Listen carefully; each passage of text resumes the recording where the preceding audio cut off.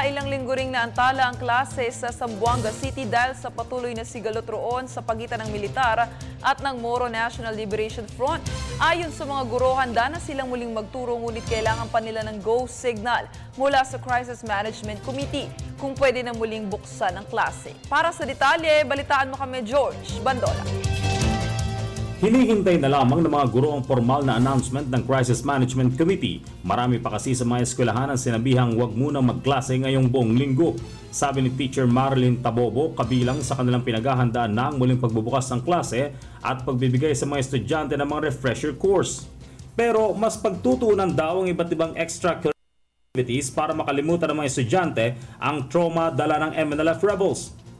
Mga activities like after class hours, meron silang tinatawag na enrichment activities.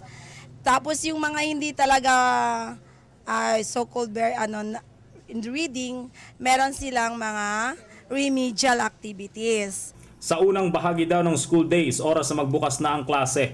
Maging ang mga magulang ng mga estudyante ay kanilang isasama sa mga school activities na tinatayang magdadala ng panibagong sigla sa mga estudyante. Yung mga bata na apektuhan nandito po sila sa aming paaralan.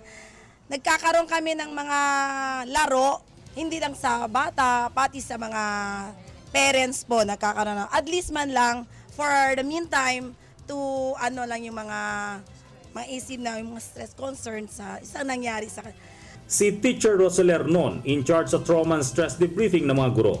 Masusing sinasailalim daw sa one-on-one session ng mga guro na lubhang nasaktan o nagdamdam dahil sa pagkawasak ng kanilang mga eskwelahan, lalo pa yaong mga nawalan dahil sa panununog ng MNLF. We will have this stress debriefing, yung psychological first aid for teachers. So at least during the opening ng classes start, at least yung mga teachers alam na rin nila kung paano i-attack yung mga bata. Paniwala naman si Teacher Salma Aking, tulad ng marami pang guro na madaling makakabangon ng Zamboanga, lalo na ang kanilang mga estudyante. Pagtulong-tulong ng mga mamamayan dito, talagang babangon ang Zamboanga City. Adelante, Zamboanga! Thank you. Mula sa Zamboanga City, kasama sina Eddie Arellano, Julius Masayan at Joel Mamaril para sa Telebisyon ng Bayan, George Bandola.